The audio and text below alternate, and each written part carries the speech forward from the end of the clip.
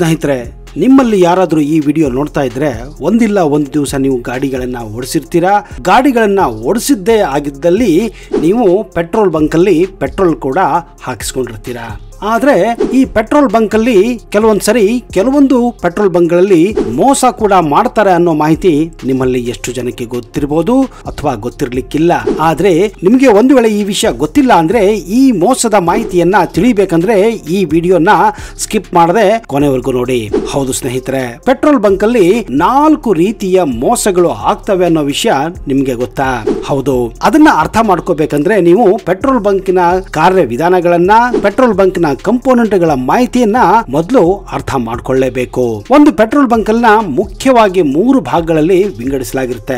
ಒಂದು ಡಿಸ್ಪೆನ್ಸರ್, ಅಂದ್ರೆ ನೀವೇನು ಪೆಟ್ರೋಲ್ ಬಂಕ್ ನಲ್ಲಿ ಪೈಪ್ ನಿಂದ ನಿಮ್ಮ ಟ್ಯಾಂಕ್ ಗಳಿಗೆ ಏನು ಪೆಟ್ರೋಲ್ ಹಾಕ್ತಾರಲ್ಲ ಅದನ್ನ ಡಿಸ್ಪೆನ್ಸರ್ ಅಂತ ಕರೀತಾರೆ. ಅದರ ಮೇಲೆ ದುಡ್ಡಿನ ಡಿಸ್ಪ್ಲೇ ಇರುತ್ತೆ, ಎಷ್ಟು ಲೀಟರ್ ಪೆಟ್ರೋಲ್ ಹಾಕಿದಾರ ಅಥವಾ ಡೀಸೆಲ್ ಹಾಕಿದಾರ ಅನ್ನೋ ಮಾಹಿತಿ ಕೂಡ ಇರುತ್ತೆ. ಇನ್ನೊಂದು ಸ್ಟೋರೇಜ್ ಟ್ಯಾಂಕ್, ಅಂದ್ರೆ ಎಲ್ಲಿಂದ ಈ ಪೆಟ್ರೋಲ್ ಬರುತ್ತೆ ಅಂತ, ಅಂದ್ರೆ ಈ ಸ್ಟೋರೇಜ್ ಟ್ಯಾಂಕ್ ಅಲ್ಲಿ ಪೆಟ್ರೋಲ್ ಅನ್ನ ಸ್ಟೋರ್ ಮಾಡುತ್ತಾರೆ. ಇನ್ನೊಂದು ಕಂಟ್ರೋಲರ್ ಬಾಕ್ಸ್ ಇರುವಂತಹ ಒಂದು ರೂಮು. ಈ 3 ಮುಖ್ಯವಾಗಿ ಒಂದು ಪೆಟ್ರೋಲ್ ಬಂಕ್ ಅನ್ನ ನಡೆಸೋಕೆ ಸಹಾಯ ಮಾಡುತ್ತವೆ.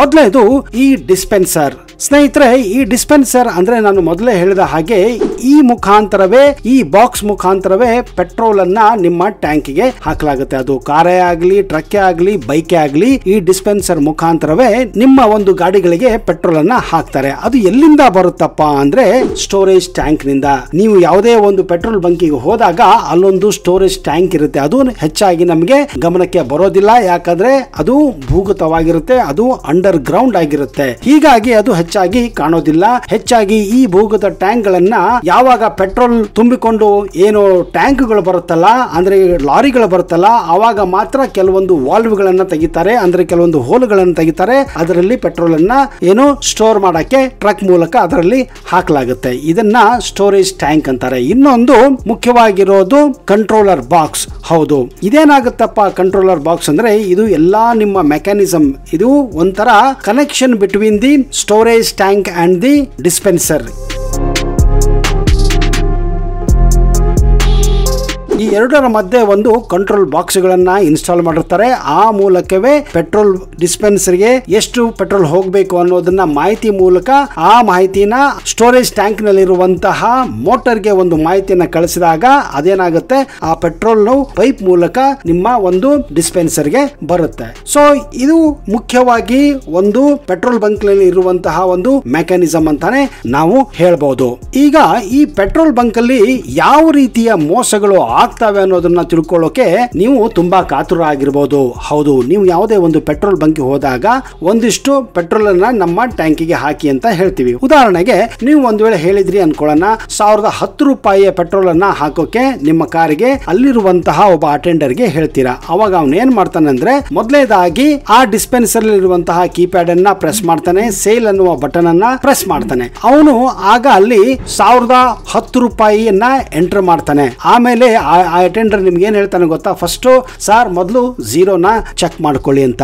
ಹೌದು, ಯಾಕೆ ಹೇಳ್ತಾನೆ, ನಾನೇನಾದ್ರು ತಪ್ಪು ಮಾಡ್ತಾ ಇದ್ದೀನಿ ಅನ್ನೋ ಅವನ ಭಾವನೆ ಅವನ ಮನದಲ್ಲಿ ಇದ್ದಾಗ ಮಾತ್ರ ಈ ರೀತಿ ಆಗಿರುತ್ತೆ. ಅದಕ್ಕೆ ಅವನೇನ್ ಮಾಡ್ತಾನೆ, ನಿಮ್ ಜೊತೆ ಕನ್ಫರ್ಮ್ ಮಾಡ್ಕೊಳ್ಳಕ್ಕೆ ಒಂದ್ಸರಿ ಸರ್ ನೋಡ್ಕೊಳ್ಳಿ ಅಂತ ಹೇಳ್ತಾನೆ. ಅವಾಗ ನೀವು ನೋಡಿದಾಗ ಅಲ್ಲಿ ನಿಮ್ಗೆ ಕಾಣೋದು 0 ಅಲ್ಲ, ಬದಲಾಗಿ ಮೊದಲು ಕಾಣೋದು 888. ಹೌದು, ಈ 8 ಕಾಣುತ್ತದೆ. ಡಿಜಿಟಲ್ ಮೀಟರ್ ಅಲ್ಲಿ 8 ಕಾಣುತ್ತದೆ. ಯಾವಾಗ ಅವನು ರೀಸೆಟ್ ಮಾಡಿದಾಗ ಅದು 0 ಆಗ್ಬೇಕು. ಒಂದ್ ವೇಳೆ ಅದು 0 ಆಗ್ಲಿಲ್ಲ, ಅದು 888 ಅಲ್ಲಿ ಇತ್ತು ಅಂದ್ಕೊಳ್ಳಿ, ಅದು ಅಲ್ಲಿ ನಡೆಯುವಂತಹ ಮೊದಲ ಮೋಸ ಸ್ನೇಹಿತರೆ. ಇದು ನೀವು ಗಮನದಲ್ಲಿಟ್ಕೋಬೇಕು. ಒಂದು ವೇಳೆ ಆ ಸೆಟ್ ಅಂದ್ರೆ ರೀಸೆಟ್ 00 ಆಗ್ಲಿಲ್ಲ ಅಂದ್ರೆ ಅದೇನಾಗುತ್ತೆ ಅಂದ್ರೆ ಅದು ಕೂಡ ಅವಾಗ 88 ತೋರಿಸ್ತಾ ಇತ್ತು ಅಂದ್ರೆ ಹಿಂದಿನ ಮಾಪಕ, ಅಂದ್ರೆ ಮೊದಲು ಯಾರಾದ್ರೂ ಪೆಟ್ರೋಲ್ ಹಾಕೊಂಡು ಹೋಗಿರ್ತಾರಲ್ಲ ಅವರ ಒಂದು ರೀಡಿಂಗ್ ಅನ್ನ ಕಂಟಿನ್ಯೂ ಮಾಡುತ್ತೆ. ಉದಾಹರಣೆಗೆ ಅವನು ಲಾಸ್ಟ್ ಹಾಕಿದವನ ರೀಡಿಂಗು ಒಂದು ವೇಳೆ ಪೆಟ್ರೋಲ್ ಒಂದು 200 ರೂಪಾಯಿ 300 ರೂಪಾಯಿ ಆಗಿತ್ತು ಅನ್ಕೊಳ್ಳೋಣ, 200 ರೂಪಾಯಿ ಹಾಕಿಸಿದೇನಾಗುತ್ತೆ ಅಂದ್ರೆ 200 ರೂಪಾಯಿಂದ ಕಂಟಿನ್ಯೂ ಆಗುತ್ತೆ. ನಿಮ್ಮ ಒಂದು ಅವನೇನು ಪ್ರೆಸ್ ಮಾಡಿರ್ತಾನಲ್ಲ 1010 ಅದು ಅಲ್ಲಿವರೆಗೂ ಹೋಗಿ ನಿಲ್ಲುತ್ತೆ. ಅಂದ್ರೆ ನಿಮಗೆ ಅಲ್ಲಿ ಹೆಚ್ಚು ಕಡಿಮೆ 800 ರೂಪಾಯಿ ಮೋಸ ಆಗುತ್ತೆ. ಒಂದು ವೇಳೆ ಅದು ರೀಸೆಟ್ 0 ಆಗ್ಲಿಲ್ಲ ಅಂದ್ರೆ, ಯಾಕಂದ್ರೆ ಅದು ಹಿಂದಿನ ಒಂದು ರೀಡಿಂಗ್ ಅನ್ನೇ ತೆಗೆದುಕೊಳ್ಳುತ್ತೆ. ಹೀಗಾಗಿ ನೀವು ಯಾವಾಗಲೂ 0 ಆಗೋದನ್ನ ಕನ್ಫರ್ಮ್ ಕೂಡ ಮಾಡ್ಕೋಬೇಕಾಗತ್ತೆ. ಸೊ ಇದು ತುಂಬಾನೇ ಇಂಪಾರ್ಟೆಂಟ್ ಆದಂತಹ ವಿಷಯ ಸ್ನೇಹಿತರೆ.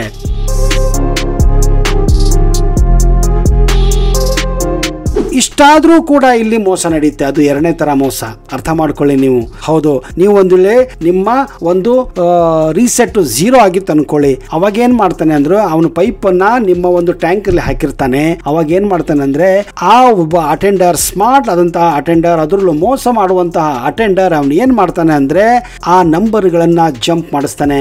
ಯಾವಾಗ ನಿಮ್ಮ ಜೊತೆ ಸುಮ್ಮನೆ ಮಾತನಾಡುತ್ತಾ ಒಂದು ವೇಳೆ ನಿಮ್ಮ ಕಣ್ಣುಗಳು ಆ ಡಿಸ್ಪೆನ್ಸರ್ ಡಿಸ್ಪ್ಲೇ ಮೇಲೆ ಇರಲಿಲ್ಲ ಅಂದ್ರೆ ನಿಮ್ ಜೊತೆ ಸುಮ್ಮನೆ ಏನೋ ಮಾತಾಡ್ತಾ ಏನ್ ಮಾಡ್ತಾನಂದ್ರೆ ಮೀಟರ್ ಅನ್ನ ಜಂಪ್ ಮಾಡುವ ಒಂದು ಮೆಕ್ಯಾನಿಸಮ್ ಈ ಮೋಸಗಾರರಿಗೆ ಗೊತ್ತಿರುತ್ತೆ. ಅದನ್ನ ಅವರು ಮಾಡ್ತಾರೆ.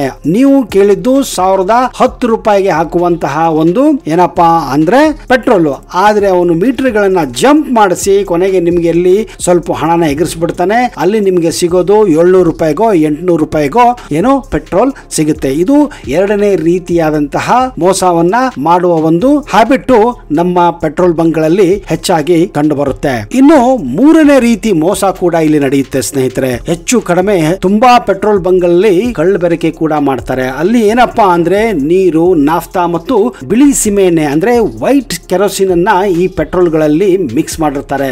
ಅದನ್ನ ನೀವು ಕಂಡುಹಿಡಿಬೇಕಂದ್ರೆ ಒಂದು ಕೆಲಸ ಮಾಡಬೇಕು. ಏನಪ್ಪಾ ಅಂದ್ರೆ ಫಿಲ್ಟರ್ ಪೇಪರ್ ಅನ್ನ, ಒಂದು ವೇಳೆ ನಿಮ್ಮ ಹತ್ರ ಫಿಲ್ಟರ್ ಪೇಪರ್ ಇತ್ತು ಅಂದ್ರೆ ಅವನು ಹಾಕಿರುವಂತಹ ಪೆಟ್ರೋಲ್ ನ ಒಂದೇ ಒಂದು ಏನೋ ಡ್ರಾಪ್ ಅನ್ನ ನಿಮ್ಮ ಆ ಫಿಲ್ಟರ್ ಪೇಪರ್ ಅಲ್ಲಿ ಹಾಕಿ ನೋಡಿ. ಆವಾಗ ಗೊತ್ತಾಗುತ್ತೆ ಇದರಲ್ಲಿ ಕಳ್ಳಬೆರಕೆ ಆಗಿದೆಯೋ ಇಲ್ಲೋ ಅಂತ.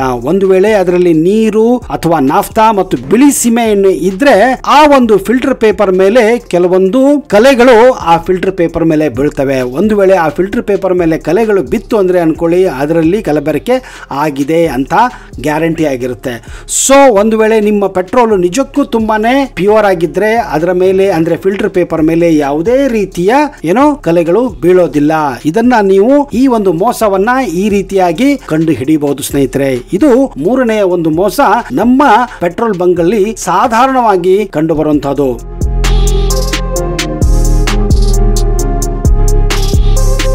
ಇನ್ನು ಕೊನೆಯದಾಗಿ ನಾಲ್ಕನೇ ಮೋಸ ಯಾವ ತರ ನಡೆಯುತ್ತೆ ಅಂದ್ರೆ ಡಿಜಿಟಲ್ ಮೀಟರ್ ಗಳನ್ನ ಮಾಲ್ ಪ್ರಾಕ್ಟೀಸ್ ಮಾಡೋದ್ರೊಂದಿಗೆ. ಹೌದು, ಈಗ ಏನ್ ಮಾಡ್ತಾ ಇದ್ದಾರೆ ಅಂದ್ರೆ ಕೆಲವೊಂದು ಏನು ಪೆಟ್ರೋಲ್ ಬಂಕ್ ಓನರ್ಸ್ ಗಳು ಏನ್ ಮಾಡ್ತಾರೆ ಅಂದ್ರೆ ಕೆಲವೊಬ್ಬ ಇಂಜಿನಿಯರ್ ಗಳನ್ನ ಕರೆಸ್ಬಿಟ್ಟು ಆ ಡಿಜಿಟಲ್ ಮೀಟರ್ ಅನ್ನೇ ಮಾಲ್ ಪ್ರಾಕ್ಟೀಸ್ ಮಾಡ್ತಾರೆ. ಅಂದ್ರೆ ಅದನ್ನ ಟ್ಯೂನಿಂಗ್ ಮಾಡಿರ್ತಾರೆ. ಉದಾಹರಣೆಗೆ ನಿಮ್ಮ ಒಂದು ಆ ಮೀಟರ್ ಏನ್ ಮಾಡುತ್ತೆ ಅಂದ್ರೆ 10 ರಿಂದ 11, 12, 13 ಹೋಗೋದಿಲ್ಲ. ಅದೇನಾಗುತ್ತೆ ಅಂದ್ರೆ ಡೈರೆಕ್ಟ್ 10 ರಿಂದ 15, 15 ರಿಂದ 20 ಈ ರೀತಿ ಜಂಪ್ ಆಗಕ್ಕೆ ಪ್ರಾರಂಭ ಮಾಡುತ್ತೆ.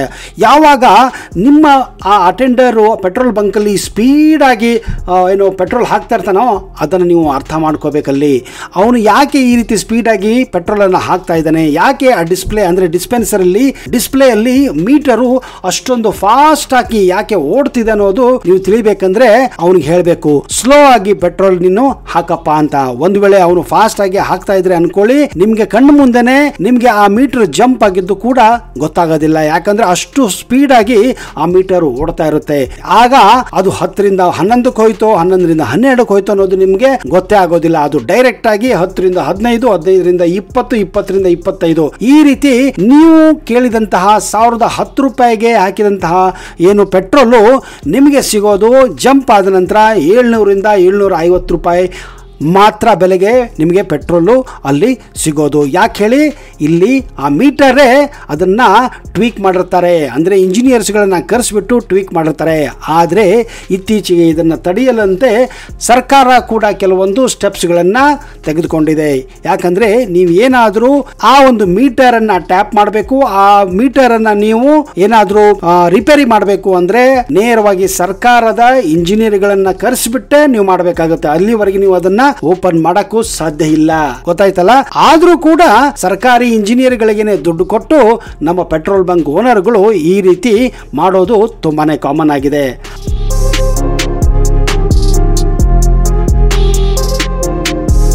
ಹಾಗಾದರೆ ಇದನ್ನು ನಾವು ಹೇಗೆ ತಡೆಗಟ್ಟಬೇಕು ಅನ್ನೋದು ತುಂಬ ಇಂಪಾರ್ಟೆಂಟು. ಹೌದು ಸ್ನೇಹಿತರೆ, ಒಂದು ವೇಳೆ ನೀವು ನಿರ್ದಿಷ್ಟವಾದಂತಹ ಒಂದು ಪೆಟ್ರೋಲ್ ಬಂಕಲ್ಲಿ ಸದಾ ಕಾಲ ಏನು ಪೆಟ್ರೋಲ್ ಹಾಕ್ಸ್ತಾ ಇರ್ತೀರಿ ಅನ್ಕೊಳ್ಳೋಣ, ಅಲ್ಲಿ ನಿಮಗೇನಾದರೂ ಯಾವತ್ತಾದರೂ ಇಲ್ಲಿ ಮೋಸ ನಡೀತಾ ಇದೆ ಅಂತ ಅನ್ಸ್ಕೊಂಡ್ರೆ ನೀವು ಒಂದು ಕೆಲಸ ಮಾಡ್ಬೋದು. ನೀರಿನ ಬಾಟ್ಲಿ ಇದೆಯಲ್ಲ, ನೀವು ಉಪಯೋಗಿಸುವಂತಹ ಬಿಸ್ಲೇರಿ ನೀರಿ ಬಾಟ್ಲಿ ಇದೆಯಲ್ಲ, ಅದನ್ನು ಖಾಲಿ ಮಾಡಿ, ಚೆನ್ನಾಗಿ ಖಾಲಿ ಮಾಡಿ ಡ್ರೈ ಮಾಡಿ, ಅದನ್ನು ಡ್ರೈ ಮಾಡಿಬಿಟ್ಟು ಪೆಟ್ರೋಲ್ ಬಂಕಿಗೆ ಹೋಗಿ ಇದಕ್ಕೆ 1 ಲೀಟರ್ ಪೆಟ್ರೋಲನ್ನು ಹಾಕಿ ಹಾಕಿ ಅಂತ ಹೇಳಿ. ಒಂದು ವೇಳೆ ಆ ಅಟೆಂಡರ್ ಮುಲಾಜಿಲ್ಲದೆ ಏನೂ ಹೆಚ್ಚು ಕಡಿಮೆ ನೋಡದೆ ನೇರವಾಗಿ ಆ ಒಂದು ಬಾಟಲ್ಗೆ 1 ಲೀಟರ್ ಬಾಟಲ್ಗೆ ಪೆಟ್ರೋಲ್ ಹಾಕದ ಅನ್ಕೊಳ್ಳಿ, 1 ಲೀಟರ್ ನೀವು ಕೇಳಿದಷ್ಟು ಹಾಕದ ಅನ್ಕೊಳ್ಳಿ.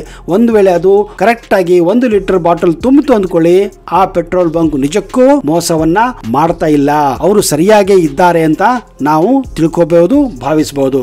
ಒಂದು ವೇಳೆ ಅಟೆಂಡರ್ ಆ ಒಂದು ಬಾಟಲ್ಗೆ, ನೀರಿನ ಬಾಟಲ್ಗೆ ಅಂದ್ರೆ 1 ಲೀಟರ್ ಬಾಟಲ್ಗೆ ಪೆಟ್ರೋಲ್ ನಾನು ಹಾಕೋದಿಲ್ಲ ಅಂದ್ರೆ ಅಲ್ಲಿಗೆ ನಿಮ್ಗೆ ಖಾತ್ರಿಯಾಗಿ ಹೋಗುತ್ತೆ ಈ ಒಂದು ಪೆಟ್ರೋಲ್ ಬಂಕ್ ಅಲ್ಲಿ ಮೋಸ ನಡೀತಾ ಇದೆ ಅಂತ.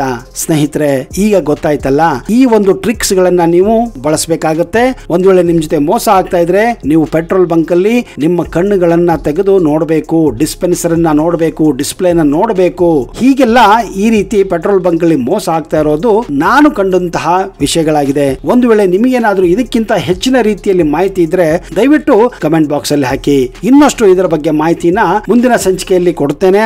ಒಂದು ವೇಳೆ ನಿಮಗೆ ಈ ವಿಡಿಯೋ ಇಷ್ಟ ಆದಲ್ಲಿ ಇದನ್ನ ಎಲ್ಲರ ಜೊತೆ ಶೇರ್ ಮಾಡಿ, ಲೈಕ್ ಮಾಡಿ ಹಾಗೂ ಚಾನೆಲ್ ಅನ್ನ ಸಬ್ಸ್ಕ್ರೈಬ್ ಮಾಡಿ.